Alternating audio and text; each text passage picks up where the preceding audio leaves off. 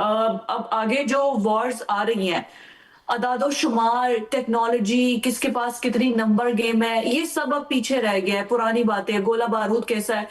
क्योंकि ईरान और यूएस की भी जंग देख ले तो कोई मैच नहीं है, पाकिस्तान और इंडिया की भी जंग देख ले तो कोई मैच नहीं है।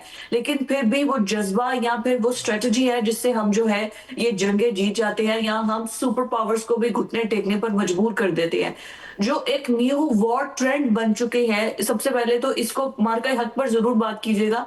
फिर उसके बाद जो न्यू वॉर ट्रेंड्स बन चुके हैं जिसमें स्ट्रेंथिंग गेम बहुत पीछे पीछे रह गई है।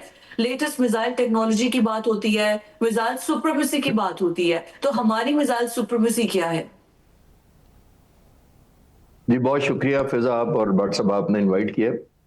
देखिए ये जो जंग थी इसमें कोई शक नहीं, आपने बिल्कुल ठीक कहा कि ये न्यू फॉर्म ऑफ वॉरफेयर है। और मैंने नहीं कहा, ये प्रेसिडेंट ट्रंप ने कहा है कि जब इलेक्ट्रॉनिक वॉरफेयर के मैच के अंदर ये वो स्टील वर्सेस स्टील और बुलेट वर्सेस बुलेट और शिप वर्सेस शिप की जंगें नहीं रही। अब अददी तौर पर एक न्यूमेरिकल नंबर अपनी जगह होगा, लेकिन जीत उस साइड को ज्यादा साथ मिलेगा, उस साथ देगी जो एक इनोवेशन करेगा, ज्यादा इंफॉर्मेशन लेगा, डिसीजन मेकिंग लूप जल्दी करेगा, फोर्स ही करेगा, और एक वॉर इनेबलिंग एनवायरनमेंट अपनी फोर्सेस दूसरी फोर्सेस के लिए जैसे आर्मी और नेवी के लिए ऐसी पैदा करेगा कि वो उनको जीतने में आसानी हो। जिस तरह ये जंग का हुआ अनफोल्ड, मैं क्विकली आपको मार के उस रात की सिर्फ पिक्चराइज करने की कोशिश करता हूं कि ये रात 12:30 बजे 6 और 7 की दरमियानी रात तकरीबन 85 जहाज हिंदुस्तान की तरफ से मुख्तलिफ एयर बेसिस से टेक ऑफ करके कन्वर्ज होना शुरू हुए। फ्रंट पर उन्होंने राफेल रखे हुए थे, और राफेल जाहिर है one of the best aircraft, मैं आज भी उसको कहता हूँ। अब क्योंकि मैं रिसर्च कर रहा हूँ 1 साल से, और मैंने अभी एक डॉक्यूमेंट्री 6 तारीख को अपलोड की है अपने चैनल पर, उसका नाम ही यही था कि द 80 रियलिटी उसका नाम था। तो उस सिलसिले में मुझे एडवांटेज था कि मुझे इन्हीं जहाज़ों का, इनकी वॉर प्लान्स का जो इंडिया ने किए, जो हमने जवाब दिया, उसका वीडियो फुटेज का सबका देखने का एक ऑनर मिला। तो अब मैं उस पॉइंट ऑफ व्यू से या उसकी रोशनी में मैं आपको अर्ज करता हूं कि क्या प्लान था उनका। उनका ये था कि तकरीबन ये तमाम जहाज पाकिस्तान की तरफ आएंगे, पाकिस्तान की सरहद के अंदर पेनिट्रेट करेंगे, और कुछ जहाज एयर टू ग्राउंड बॉम्बिंग करेंगे जैसे उन्होंने की बहावलपुर और मुख्तलिफ जगहों पर, और बाकी जहाज जो कुछ जो इंटरसेप्टर हैं वो पाकिस्तानी जहाजों को शूट करने की कोशिश करेंगे। तो वापस जाकर वो ये वीडियो फुटेज रिलीज करेंगे कि हमने पाकिस्तान को हवा में भी और जमीन में भी हमने ये नुकसान पहुंचाया है, और पाकिस्तान को हमने पनिश किया, सो कॉल्ड जो उनके पॉइंट ऑफ व्यू से पाकिस्तान दहशतगर्दी में मुलविस था। तो उन्होंने एक बहुत बड़ी एक पॉइंट स्कोरिंग और वॉर विनिंग की स्ट्रैटेजी बना रखी थी। लेकिन जाहिर है मैंने जैसे अर्ज किया कि पाक फिजाइया भी अलर्ट थी, और 5 मिनट से कम मुद्दत के अंदर हमारे 42 जहाज हवा में टेक ऑफ किए टू इंटरसेप्ट। और ये एक डिफेंसिव नोयत का मिशन था, यानी कि हमने इंटरसेप्ट करना था। लेकिन पाक फिजाइया के सरबराह की जो उस वक्त ऑपरेशन रूम में मौजूद थे, ना सिर्फ उस वक्त मौजूद थे बल्कि 20 दिन से वो मौजूद थे और घर भी नहीं गए थे। तो उन्होंने ये क्लियर कट अपने पायलट्स को ये डायरेक्शन दी हुई थी कि जब भी इस तरह का कोई अनफोल्ड हुआ अटैक, अगर कोई जहाज आए पाकिस्तान की फिजाई हदूद के अंदर या उसका वेपन आए, हमारी तरफ से रिजॉल्व जो है उतना ही ब्रूटल, उतना ही लीथल, उतना ही प्रॉम्प्ट होगा, और उतनी ही प्रोहिबिटिव कॉस्ट इंपोज करेंगे, दोनों की पनिशमेंट एक होगी। तो जब हमने देखा कि हमने जब पहुंच रहे हैं तो इंडियंस ने, जहाजों ने देखा कि हम मुकाबले के लिए आ रहे हैं, तो उन्होंने अपने स्टैंड ऑफ वेपन्स डिस्टेंस से ही लॉन्च कर दिया, यानी अपने मुल्क के अंदर रहते हुए। अब पार्ट 2 वाला फॉर्मूला सामने आया जिसमें उन्होंने कहा था कि चाहे वेपन्स हो तो पनिशमेंट वही होगी। तो अब हमारे फाइटर्स को कहा गया कि आप डिफेंसिव मिशन को ऑफेंसिव कन्वर्ट करें, किसी को 1 इंच अंदर ना आने दें और वापस भी ना जाने दें। उस वक्त इनको ट्रैप किया गया, और जाहिर है 1 घंटे की कंटेस्ट की बैटल हुई। बहुत सारे लोग व्यूअर्स ये समझते हैं या मिसअंडरस्टैंड करते हैं कि शायद हमारे जहाज गए, 8 जहाजों ने बटन दबाया, 8 मिसाइल निकले, 8 जहाज तबाह हुए और वापस आकर लैंड कर गए। ऐसा नहीं हुआ। 59 minutes intense nerve breaking combat हुई, जिसके अंदर कई जगहों पे, क्योंकि मुझे एक्सेस था, मैंने देखी सारी तारीबात में ये वॉर बिल्डअप, तो कई जगहों पर इंडियन जहाजों ने हमारे जहाजों को लॉक किया, जिसके अंदर, जिसका मतलब यह है कि वो मिसाइल फायर करके खुदा न खासा हमें नुकसान कर सकते थे। हमारे जहाजों ने फिर डिफेंसिव मनूवर किए, एवेडिंग की, फिर उसके काउंटर लॉकिंग की, ब्रेक अवे किया, और फिर उनको लॉक किया, तब जाकर ये कामयाबी हासिल हुई। और उसके बाद हमने हिंदुस्तान को वो न्यू नॉर्मल नहीं बनने दिया जो उनका ख्याल था उस रात बन जाएगा। काबिल एहतराम एयर कमांडोर साहब, अभी फिजा ने बड़ी खूबसूरत सवाल किया आपसे, मिसाइल सुपरमेसी की बात की, तो मैं भी इसका थोड़ा सा आगे जाना चाहूँगा कि आपने मार्का हक कर लिया, आपने संदूर उजाड़ दिया, फितना हिंदुस्तान को बेवा कर दिया, लेकिन थोड़ा सा आगे चल के अगर बात की जाए तो इस वक्त जो इतलात है वो भारत ने रूसी साख्ता R-37M मिसाइल की बड़ी खेप हासिल कर ली है। अब भारत सखोई Su-30 MKI तैयारों में अपग्रेडेशन प्रोग्राम के तहत जो जदीद एसा रेडार और अपग्रेड एवियंग्स और जदीद फायर कंट्रोल कंप्यूटर नस्ब कर रहा है। मैं आपसे जानना ये चाहता हूँ कि ये तैयारे बैक वक्त 4 से 6 तवील फासले के मिसाइल ले जाने और इस्तेमाल करने के काबिल है जो भारत ने रूसी साख्ता है। आप ज़रा थोड़ा सा फ़र्ज कर लें कि एयर कमोडोर खालिद साहब बैठे हैं J-35 जहाज के अंदर और लगा हुआ है TL-17 जो कि रेंज है 400 किलोमीटर।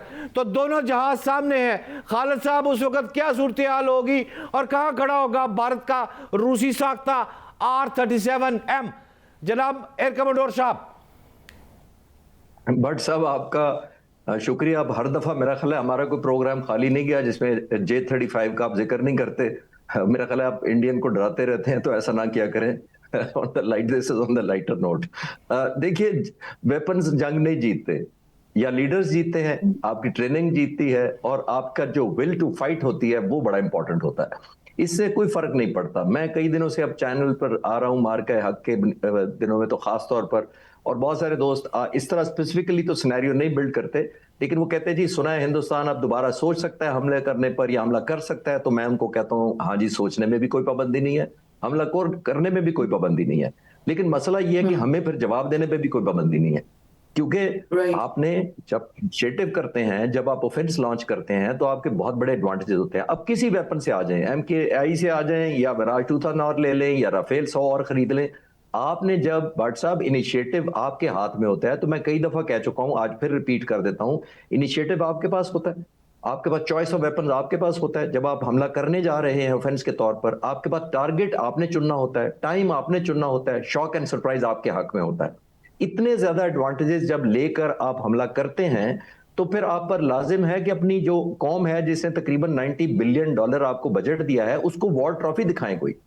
तो वॉर ट्रॉफी तो अभी लोग पिछले साल की ढूंढ रहे हैं, तो नई वॉर ट्रॉफी के लिए उनको कुछ ऐसा करना पड़ेगा, यानी अपने आप को कोई डेवलपमेंट करनी पड़ेगी जिसपे वो कर सके। हमला करने में कोई हर्ज नहीं है, लेकिन देखिए जब मैं किसी को मुक्का मार के नाक से खून निकालूंगा तो फिर मेरा अपना सर भी तो प्रोटेक्टेड होना चाहिए ना, काउंटर लेने के लिए, अटैक करने के लिए वापस मुझे तैयार होना चाहिए। उसके लिए इंडिया तैयार है कि नहीं? मेरा नहीं ख्याल कि अभी वो इस पोजीशन में है। और हम अल्हम्दुलिल्लाह ये मैं आपको कंफर्म कर सकता हूं कि हमने एक साल में बहुत ज्यादा डेवलपमेंट की है। तकरीबन 160 प्रोजेक्ट जो एयर वाइस मार्शल तारिक गाजी बता रहे थे वो चल रहे हैं, ऑलमोस्ट मैच्योरिटी की स्टेज पर है। जाहिर है उनकी डिटेल्स अभी इंडिया को नहीं हम बताना चाहते, वो तो अनलीश करेंगे खुदा ना खास्ता अगर हमारी आपने अभी तारिक गाजी साहब का भी जो नाम लिया है, मैं उन्हीं से, उनका एक जुमला बहुत ज्यादा चल रहा है इंडिया में भी इसके बड़े चर्चे, कि अगली बार सरप्राइज होगा, और इस पर वो पूरे के पूरे वो थीसिस चल रहे हैं। क्या सरप्राइज हो सकता है? What do you think? Is it going to be the new operational strategy, या कोई फाइटर जेट है, या मतलब आप एक एयरमैन की नजर में आप क्या देखते हैं कि क्या किस तरह सरप्राइज उन्होंने ये जो जुमला बोला है, इसके पीछे तशरीह अगर मैं पूछूं आपसे? देखिए फिजा, पहले जो लास्ट ईयर भी उन्होंने हमारा जो इंटरप्रेट किया था ना इंडिया ने हमें, वो बुनियादी तौर पर किया था हमारे 78 साल एयरफोर्स का जो हमारा रोल था। वो रोल हमारा था, मैं जब एयरफोर्स में मैं भी था तो हमें बताया जाता था कि हम डिफेंसिव और रिएक्टिव एयरफोर्स हैं। इतने सालों में हम यही थे, जिसका मतलब यह है कि हम पर कोई हमलावर होगा तो हम बड़ा अग्रेसिवली जाके कंटेस्ट करेंगे। हम डिफेंसिव नोन थे पहले। अब ये एयरफोर्स चंद सालों से ये वो नहीं है। ये सिर्फ ना ऑफेंसिव एयरफोर्स है, ना सिर्फ ये डिसरप्टिव एयरफोर्स है, ये गेम चेंजिंग एयरफोर्स है, और ये आर्मी और नेवी को इनेबलिंग एनवायरनमेंट देने वाली एयरफोर्स है।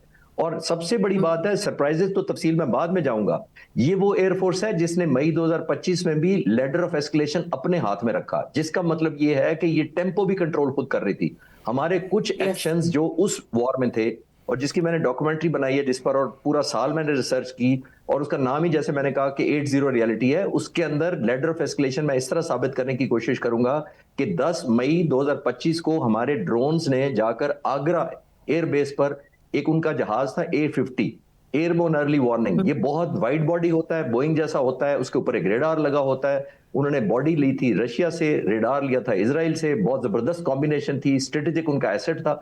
हमारे ड्रोन ने लॉक कर लिया था उसको, आसानी से सिर्फ आपने गो हेड बटन दबाना था और जाकर वो लगता। लेकिन पाक फिजाइया के सरबराह ने पुल बैक करने का हुक्म दिया, इसलिए कि हम कोई ऐसा एक्शन या इस लेवल की डिस्ट्रक्शन नहीं कॉज करना चाहते थे कि हम इस मुल्क पर खुद एक जंग थोप दे। क्योंकि हमारा डिजाइन Yes. जंग लड़ना नहीं था, हमारा एक पनिशमेंट करना था। तो आई थिंक ये टैक्टिक्स कौन से होंगे, 160 कौन कौन से वेपन्स आएंगे, साइबर कमांड और कितनी लीथल हो चुकी है, वो इंशाल्लाह वक्त आने पर इंडिया को बताएंगे। काबिल एहतराम खालिद भाई, आप ठीक फरमा रहे हैं। मेरे दिमाग में वाकई J-35 फंस चुका हुआ है, क्योंकि मैं शिद्दत से 14 अगस्त का इंतज़ार कर रहा हूं जब आप हमें खुद खुशखबरी देंगे। लेकिन इस वक्त जानना आपसे ये चाहता हूं कि अब मैं महसूस कर रहा हूं कि जो रवायती आपके ज़माने की डॉग फाइट थी, वो तो अब बिल्कुल लड़ाई जो है वो तैयारों की चेंज हो गई है, और अगली जंग जो है वो पायलट के बगैर भी लड़ी जा सकती है, सैकड़ों मील दूर खड़े होकर। अगर फिर वही लफ्ज़ करूं 400 किलोमीटर वाला PL-17 लगा हो जहाज़ के ऊपर, तो फिर तो बहुत दूर से पायलट एक दूसरे को देख भी नहीं सकते। और मुझे लग रहा है कि लॉयल विंगमैन जैसे ड्रोन्स इंसानों की जगह अब ले लेंगे। खालिद साहब, क्या हमारे पास भी कोई ऐसे लॉयल विंगमैन, कोई ड्रोन आने वाले हैं कि हमारे तैयारों में भी ऐसे चीजें बैठी होंगी? ये ख्वाब देख सकता हूं मैं खालिद भाई? नहीं, मेरा अभी ख्याल अभी नहीं है। मैं आपकी बात को पूरी तरह एंडोर्स नहीं करूंगा कि आने वाले में ड्रोन टेक ओवर कर लेंगे और इंसानों का रोल कम हो जाएगा। इस वक्त भी हमने जो 10 तारीख को हिंदुस्तान पर टनेज गिराई थी, जो मैं अक्सर कहता हूं कि 1965 की 17 दिनों की जंग से उन 5 घंटे में ज्यादा गिराई थी, उसमें 50% फाइटर पायलट्स मैंड थे और 50% अनमैंड व्हीकल्स और ड्रोन थे। एक बात। दूसरी बात है, मिसाइल जितना भी हो उसके पीछे हीटेडली कंटेस्टेड एक फाइटर पायलट या मशीन या डिसीजन मेकिंग फिर भी इंसानों ने करनी है।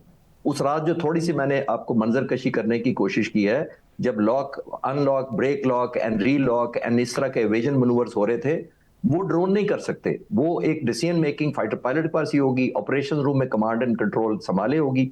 हाँ, रेंजेस ज्यादा हो जाएंगी। जैसे मैंने कहा कि डॉग फाइट का मतलब ये होता था कि आप वर्ल्ड वॉर की तरह देख के एक दूसरे को लड़ते थे। हम भी जब फाइटर पायलट थे, डॉग फाइट का मतलब होता था कि हम एक दूसरे जो सिमुलेशन एक दूसरे के खिलाफ करते थे, तो इतना करीब गुजरते थे एक दूसरे के, हमें एक दूसरे का हेलमेट का रंग भी नजर आता था। इतना करीब से एक दूसरे को पास करते थे, यानी मनूवर करते थे एक दूसरे को नीचा दिखाने के लिए या शूट करने के लिए। अब वो जमाना कम हो गया, लेकिन उसका ये मतलब नहीं है कि डॉग फाइट ऑब्सलीट हो गई है। अभी भी कोई अपॉर्चुनिटी आ सकती है कि टारगेट आपके इतना करीब आ जाए, तो आप डॉग फाइट भूल नहीं सकते। वो रहेगा, लेकिन नेचर ऑफ वॉर बहुत बदल गई। इलेक्ट्रॉनिक वॉरफेयर हो गई है, एनेबलिंग हो गई है। साइबर कमांड ने क्या किया था बुनियादी तौर पर, जो पाक फिजाइया की तरफ से बहुत बड़ा सरप्राइज था, उसने उनकी सिचुएशनल अवेयरनेस इफेक्ट की थी। उन्होंने विल टू फाइट खत्म की थी इंडियन एयरफोर्स के जहाजों की। उन्होंने पैनिक का एलिमेंट सेट इन कर दिया था, उनकी डिसीजन मेकिंग को स्लो डाउन कर दिया था। तो ये जंगें अब इस तरह की लड़ी जानी है कि आप एक वॉर फाइटिंग माइंड को हिट करेंगे, ना कि machine versus machine, bullet versus bullet, tank versus और टैंक। अपनी बात